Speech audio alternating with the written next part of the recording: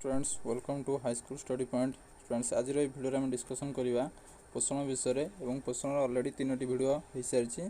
जदि पिला देखिन तो यार लिंक डिस्क्रिप्शन दे दीजिए, तो सेटा जाकि प्रथम देखी ना। तो आज पार्ट आम पढ़ा आलोक प्रक्रिया और अंधकार प्रक्रिया विषय आज आम पढ़ा।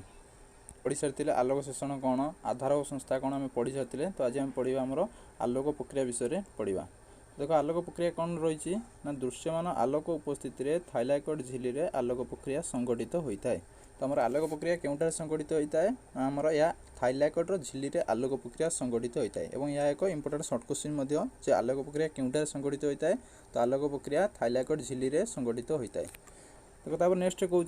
प्रक्रियाटी को दुईटी पर्यायर विभक्त करहब। प्रथम पर्यायर झिल्ली रे सज्जित होता क्लोरोफिल अणुगुड़िक समष्टि आलोक शक्ति को ग्रहण करते। तो आम आलोक प्रक्रिया को दुईटी पर्यायर विभक्त कर। तो प्रथम पर्यायर कौन होता है ना, प्रथम पर्यायर थाइलैकॉइड झिल्ली रे, अर्थात आम पूर्व भिडियो पढ़ी आधार संस्था पढ़ी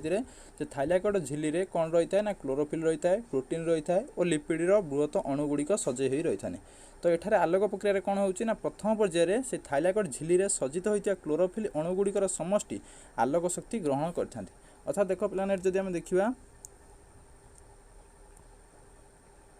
देखो ये जदि आमर एक थाइलैकॉइड है तो यार ये जो झिल्ली गुड़िक रही, तो ये झिल्ली रे सब आमर क्लोरोफिल अणुगुड़िक सज्जित होगी रही। तो ये क्लोरोफिल अणुगुड़िक सज्जित होगी रही। तो ये कौन करती ना, एठारू आमर सूर्य ठारू आसुथिबा आलोक शक्ति को, सूर्य ठारू आसुथिबा आलोक शक्ति को यही क्लोरोफिल अणुगुड़िक ग्रहण करते। तो यह हूँ आमर प्रथम पर्यायर कौन हुए ना, दृश्यमान आलोक उपस्थित थाइलैकॉइड झिल्ली आलोक प्रक्रिया संगठित होता है। तो प्रथम पर्यायर कौन हुए ना, झिल्ली रे सज्जित होता क्लोरोफिल अणुगुड़िकर समष्टि आलोक शक्ति को ग्रहण करते। तो ये जो झिल्ली आमर जो सज्जित होगी रही जो क्लोरोफिल अणुगुड़िक, एमाने सूर्य ठारू आसुथिबा आलोक शक्ति को ग्रहण करते क्लोरोफिल अणुगुड़िक जहाँकि आमर थाइलैकॉइड झिल्ली रे सज्जित हो रही। तो नेक्स्ट कौन हुए ना, प्रथमे आलोक ग्रहण करुथिबा क्लोरोफिल अणु पर्यायक्रमे, प्रथमे आलोक ग्रहण करुथिबा क्लोरोफिल अणु पर्यायक्रमे अन्यान्य क्लोरोफिल को आलोक शक्ति स्थानांतरित करता है। तो अर्थात यार अर्थ कौन ना, प्रथमे जो क्लोरोफिल अणुटी प्रथमे आलोक ग्रहण करुछि, तो से कौन करे ना, पर्यायक्रमे अन्य क्लोरोफिल अणु को आलोक शक्ति स्थानांतरित करता है। अर्थात एठार हम जदि देखिबा,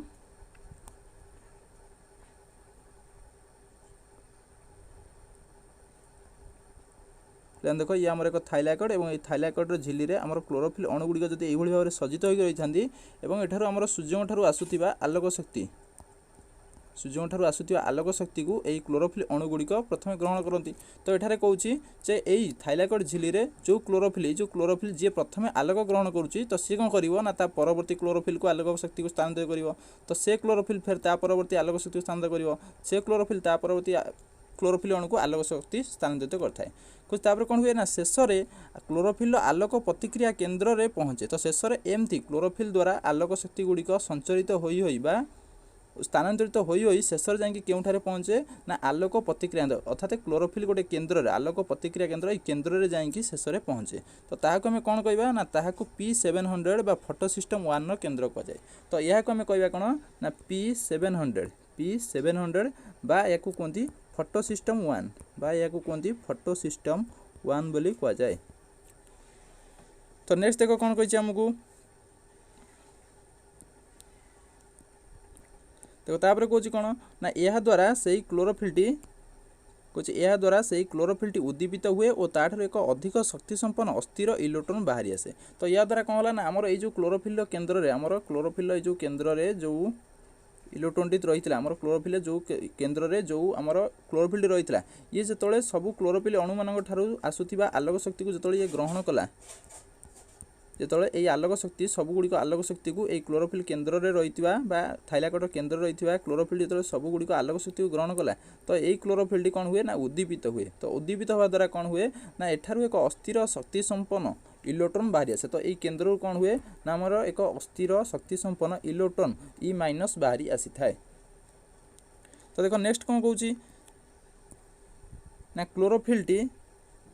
क्लोरोफिल जारित अवस्था को चली जाए। तो आमर से जो क्लोरोफिल जी कि आम इलेक्ट्रॉन हरैला जो आम एक अस्थिर इलेक्ट्रॉन बाहरी आसला तो से क्लोरोफिल जारित अवस्था को चली जाए और इलेक्ट्रॉन टी विभिन्न बाह्यकोण माध्यम गति कर परिशेष एक ग्राहकोण पाखे पहुँचे। तो आमर जो इलेक्ट्रॉन टी बाहरी गला कौटू ना आमर अस्थिर इलेक्ट्रॉन आमर क्लोरोफिल उद्दीपित क्लोरोफिल जो अस्थिर इलेक्ट्रॉन टी बाहरिला ताहा आमर कौन करे ना विभिन्न बाह्यकोण माध्यम गति कर परिशेष एक ग्राहकोण पाखे पहुँचे। तो से शेष ग्राहक अणु को सहकारक कहुए। तो से जो ग्राहक अणु पाखे जाकि आम अस्थिर इलेक्ट्रॉन टी पहुँचे तो से ग्राहक अणु को आम कहुए कौन ना सहकारक बोली कहुए। एवं यार ना हूँ यह जारित निकोटिनामाइड एडेनाइन डाइन्यूक्लियोटाइड फॉस्फेट बोली कहुए जहाँ को आम कही था NADP प्लस नाम आम नामित कर। तो देख पे या जब चित्र बुझा तो पे ये जो चित्र देख तो पे देख आमर यह हूँ आम थाइलाकोइड झिल्लीर चित्रटी देती। तो थाइलाकोइड झिल्ली देख एगुड़ा हूँ आम क्लोरोफिल गुड़िक सजित हो रही ये आम सब क्लोरोफिल गुड़िक सजित हो रही। तो ये क्लोरोफिल गुड़िक जो मैंने आलोक ग्रहण कर क्लोरोफिल गुड़िक आम आलोक ग्रहण कर तो कौन हो प्रथम क्लोरोफिल आलोक द्वितीय क्लोरोफिल गतिकी प्रथम क्लोरोफिल आलोक कौन होची ना आमर द्वितीय क्लोरोफिल गतिकी देख एठू प्रथम क्लोरोफिल तापर ये द्वितीय क्लोरोफिल को एमती आलोक स्थानांतरित होता है गोटे क्लोरोफिल अन्य क्लोरोफिल को आलोक स्थानांतरित हो शेष जाकि कौन हुए ना शेष में आमर थाइलाकोइड केन्द्र में क्लोरोफिल जाकि आलोक शक्ति गुड़िक पहुँचता है। तो जहाँद्वारा कौन हुए ना ये केन्द्र में क्लोरोफिल ये उद्दीपित हुए और एठारू एक कौन हुए ना अस्थिर शक्ति संपन्न इलेक्ट्रॉन बा E- एथुरु निर्गत होता है अर्थात ये क्लोरोफिल केन्द्र यूँ आमर कौन हुए ना एक अस्थिर शक्ति संपन्न इलेक्ट्रॉन E- निर्गत होता है। तो ये जो इलेक्ट्रॉन टी बाहर तो ये इलेक्ट्रॉन टी कौन हुए ना यह विभिन्न बाह्यकोण साहाय्य गति करी या विभिन्न बाह्यकोण साहाय्य गति करी शेष में जाकि आमर एक ग्राहकोण पाखे पहुँचता है या जाकि शेष में आमर एक ग्राहकोण पाखे देख एंटी परिवहन होगा इलेक्ट्रॉन परिवहन होगी शेष जाकि आमर एक ग्राहकोण पाखे पहुँचता है जहाँ को आम कौचे कौन ना NADP प्लस जहाँ को आम कही था NADP प्लस अर्थात यह को आम कही था यह हूँ आमर ग्राहकोण बा जहाँ को आम कौचे NADP प्लस जार ना हूँ आमर NADP प्लस। तो देखो नेक्स्ट कौन करुँची देखो तापर कौन हुए आमर ना आमर क्लोरोफिल जारित अवस्था को चली जाए अर्थात क्लोरोफिल जो क्लोरोफिल केन्द्र थाइलाकोइड झिल्लीर केन्द्र में क्लोरोफिल जेहेतु से इलेक्ट्रॉन हरई सारी तेणुक सी आम जारित अवस्था को चली जाए और इलेक्ट्रॉन टी विभिन्न बाह्यकोण माध्यम गति कर परिशेष एक ग्राहकोण पाखे पहुँचे और इलेक्ट्रॉन टी विभिन्न बाह्यकोण माध्यम गति कर शेष में परिशेष एक ग्राहकोण पाखे पहुँचे। तो सही शेष ग्राहकोण को आम कहुए कौन ना सहकारक कहुए ताकू आम कौन कहे ना सहकारक जार ना हूँ यह जारित निकोटिनामाइड एडेनाइन डाइन्यूक्लियोटाइड फॉस्फेट बा जहाँ को आम NADP प्लस नाम नामित करिछे। तो देखो नेक्स्ट आमको कौन कहूँ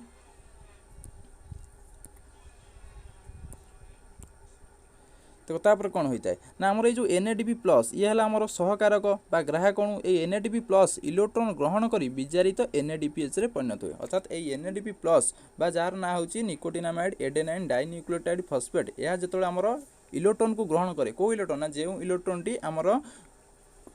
थाइलाकोइडर केन्द्र में क्लोरोफिल उद्दीपित होगा द्वारा से जो अस्थिर शक्ति संपन्न इलेक्ट्रॉन टी निर्गत होता ताकू आमर यही NADP प्लस जहाँ को कहे ग्राहकोण बा सहकारक ये से इलेक्ट्रॉन टाक ग्रहण करने द्वारा ये NADP प्लस ये विजारित हुए अर्थात ये आम गोटे कथा जानूचे जो जी इलेक्ट्रॉन हराए सी आमर जारित हुए और जी इलेक्ट्रॉन को ग्रहण करे सी आमर विजारित हुए। तो NADP प्लस जो आम इलेक्ट्रॉन को ग्रहण कर अर्थात NADP प्लस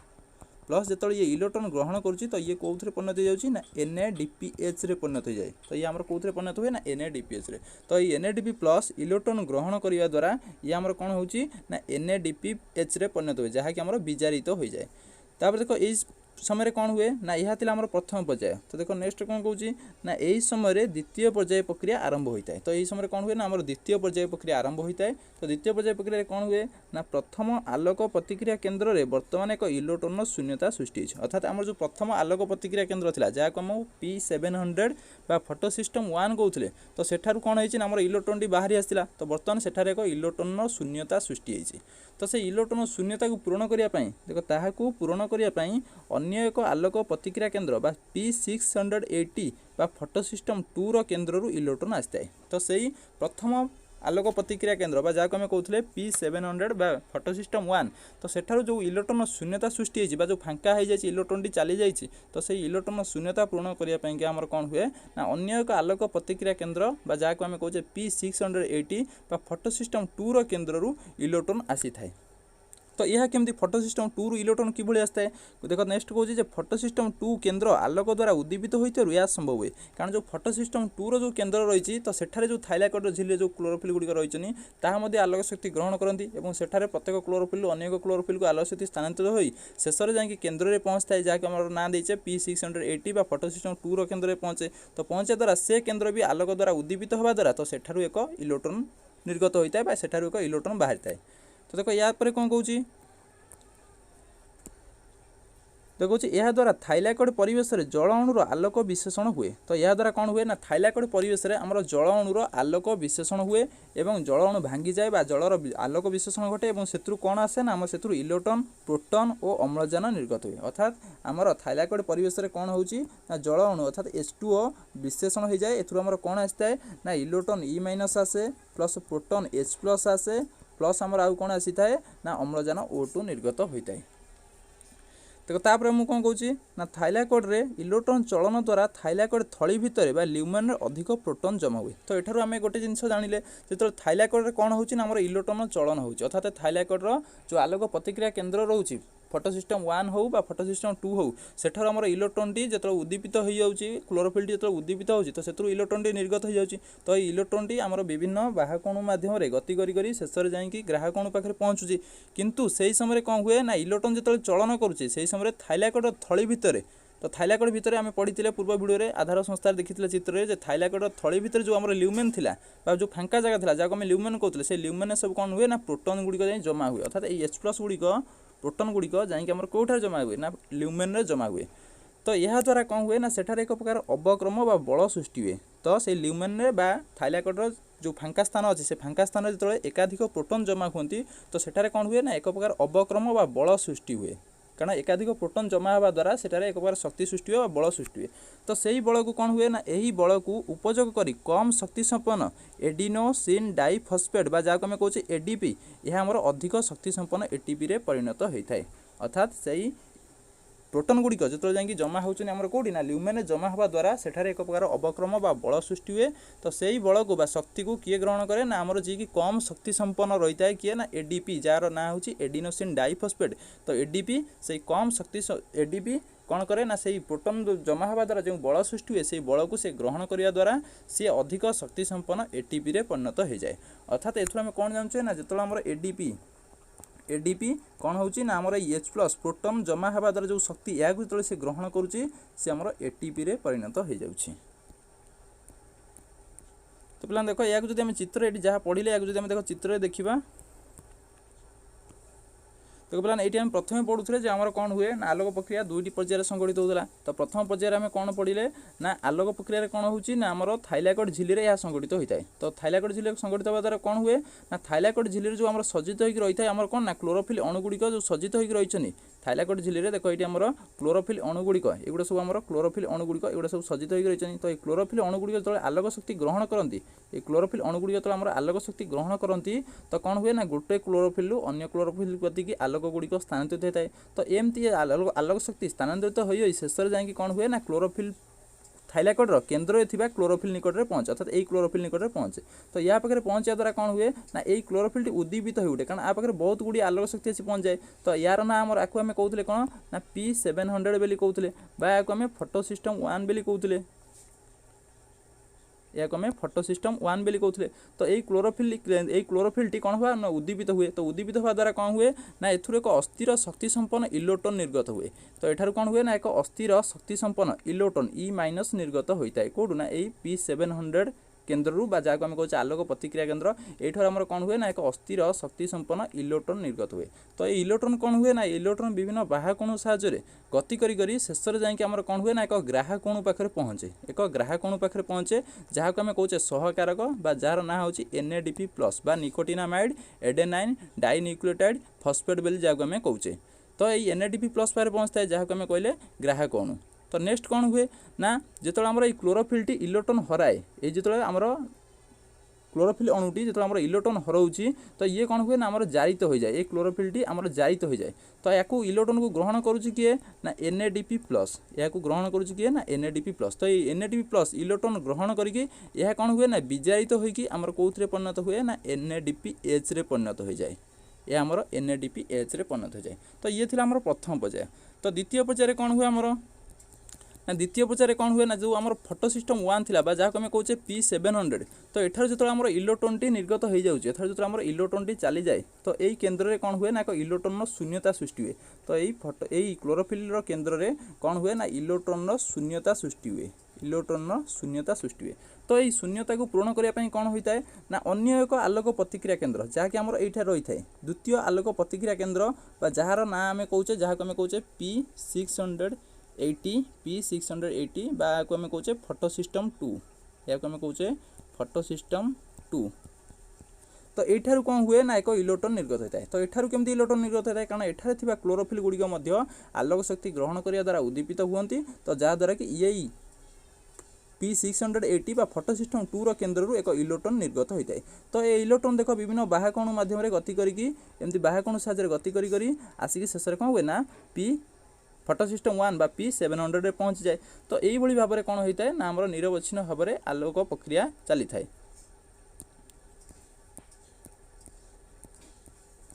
तो देखो नेक्स्ट आम आउ कौन जानिले ना जो आमर ये देखिले जे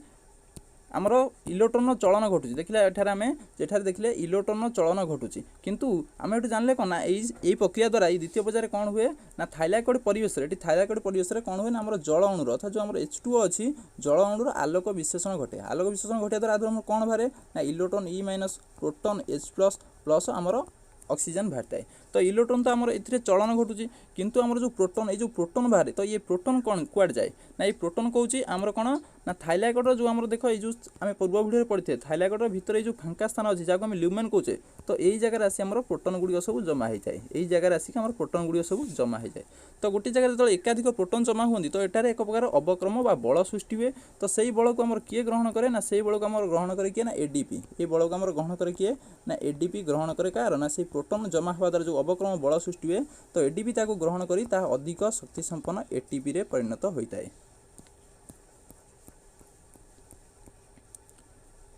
देखो तापर आम कौन कही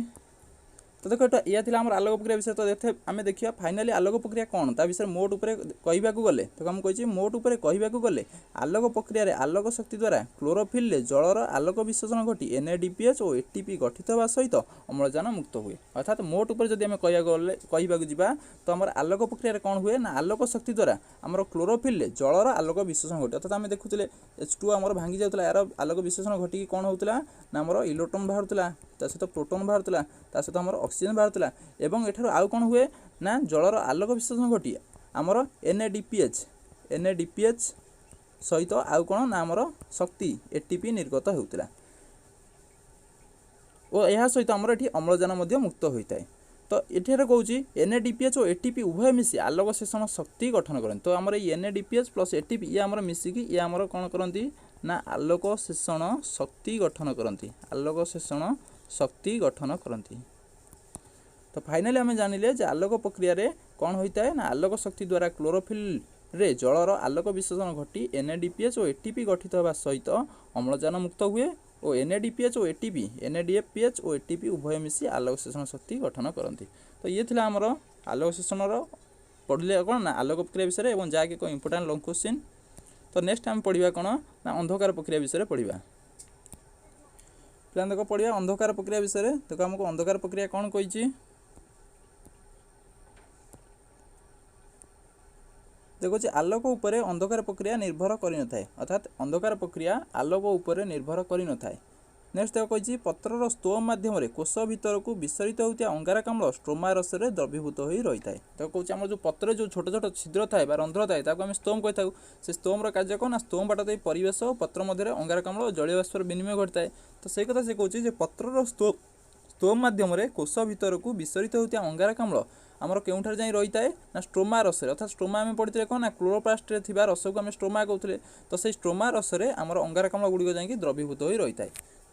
नेक्स्ट देखो कही स्ट्रोमा रस 5 कार्बन युक्त एक ग्राहकण द्वारा आलोक प्रक्रिया सृष्ट आलोक शोषण शक्ति ATP और NADPH को उपयोग कर द्रवीभूत अंगारकाम्ल को एक एंजाइम माध्यम निज सहित विबंधित कराई थाए। तो तापर कौन हुए ना जो आमर अंगारकाम्ल गुड़िक कौन होता है ना स्ट्रोमा रस जाकि द्रवीभूत हो रही है पत्रर स्तोम माध्यम कोष भितर को विसरित होकर अंगारकाम्ल जाए और यह स्ट्रोमा रस द्रवीभूत हो रहे। तो स्ट्रोमा रस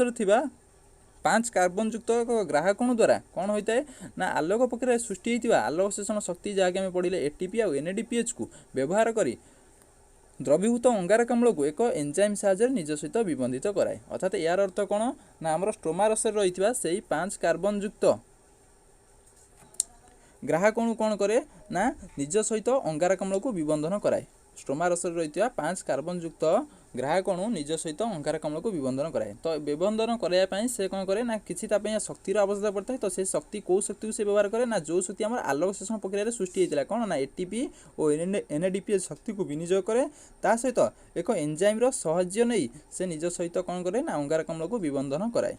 तो देखो तापर कहूँ यही जैविक क्रिया द्वारा 2-3 कार्बन युक्त शर्करा तैयारी हुए तो या द्वारा जिते आमर कौन हुए ना अंगारकाम्ल सहित 5 कार्बन युक्त ग्राहकणुर विबंधन हो जाए तो एथुर आमर कौन हुए ना 2-3 कार्बन युक्त शर्करा तैयारी हुए एथुर आमर कौन हुए ना 2-3 कार्बन युक्त शर्करा तैयारी हुए तापर देखो कौन कहला हमको नेक्स्ट देखो कहूँ ग्राहकणु को राइबोलोज बिसफॉस्फेट बा आरयूबीपी कह जाए तो एठार आमर ये जो 5 कार्बन युक्त ग्राहकणु रही है आम कह कौन ना यार ना हूँ राइबोलोज बिसफॉस्फेट बा आरयूबीपी एवं एठार जो एंजाइम सहयोग से नौला निज सहित अंगारकाम्ल विबंधन करने से एंजाइम ना कौन ना से एंजाइम को आम कौन कही था ना राइबोलोज बिसफॉस्फेट कार्बोक्सिलेज बा रुबिस्को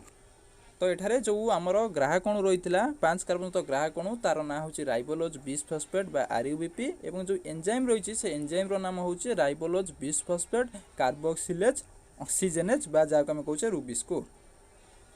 नेक्स्ट देखो कौन कहूँ ना आलोक शोषण जैव रासायनिक अंधकार प्रक्रिया समय पर्यायक्रमे विभिन्न जैव अणु और संतुरक नियोजित होता है तो यही आलोक प्रक्रिया ये जो आलोक शोषण अंधकार प्रक्रिया समय जो एठार आमर विभिन्न प्रक्रिया गुड़िक चलुची तो ये पर्यायक्रमे कौन हुए ना विभिन्न जैव अणु और संतुरक एठार आमर नियोजित होता है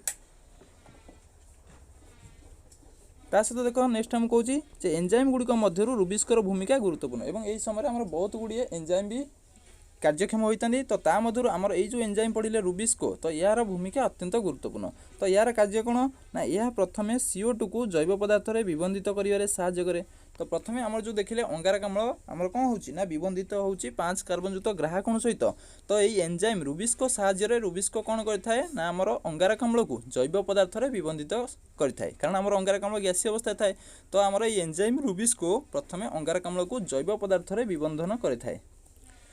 तो ये एंजाइम टी कौन करे ना आलोक प्रक्रिया जात एटीपी उपर निर्भरशील होइथिबारु आलोक प्रक्रियार किछि समय पर अंधकार प्रक्रिया आरंभ हुए और आलोक प्रक्रिया सब चलता है देखो नेक्स्ट कौन कहला तो आमर जो रुबिस्को एंजाइम टी यह कौन हुए ना यह आलोक प्रक्रिया जात एटीपी उपर निर्भरशील अर्थात आमर जो आलोक प्रक्रिया सृष्टि होची शक्ति एनएडीपीएच और एटीपी तो एटीपी है आमर शक्ति मुद्रा तो यही एंजाइम टी कार्यक्षम होगा अर्थात रुबिस्को को कार्य करने जो शक्ति दरकार यह ताको मिलता है एटीपी रु तो तेणुक से कौन करे ना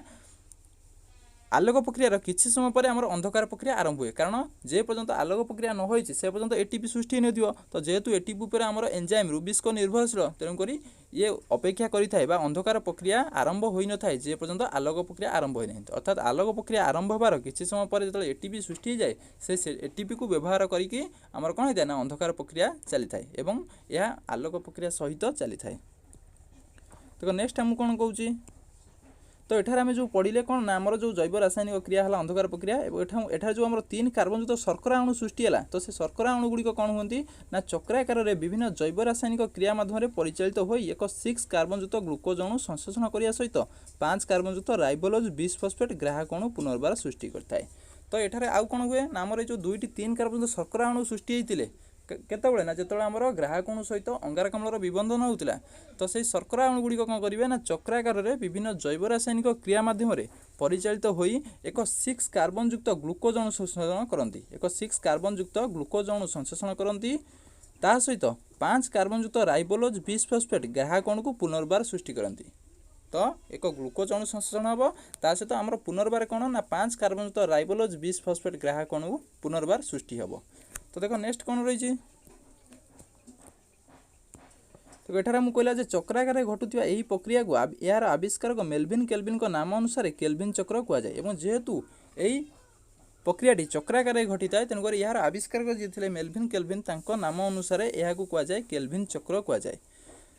तो कौन केल्विन चक्र में घटुवा क्रिया तीन पर्यायभुक्त कर। तो एठार आम जहाँ पढ़ले तो ये जो प्रक्रिया घटुची यह तीन पर्यायभुक्त कर। तो प्रथम पर्यायर आम कौन है ना प्रथम पर्यायर आम देखिले ग्राहकणु सहित अंगारकाम्ल विबंधन अर्थात आम जो 5 कार्बन तो ग्राहकणु था जार ना हूँ आरयूबीपी राइबोलोज बिसफॉस्फेट ये निज सहित कौन करूला ना अंगारकाम्ल को विबंधन करूला एपाई से कहार साहाय्य नौला ना आलोकशोषण शक्ति एटीपी और एनएडीपीएच साहाय्य नौला सहित एक एंजाइम रुबिस्कोर साहाय्य नौला। तो प्रथम पर्यायर कौन हो ना ग्राहकणु सहित अंगारकाम्ल विबंधन।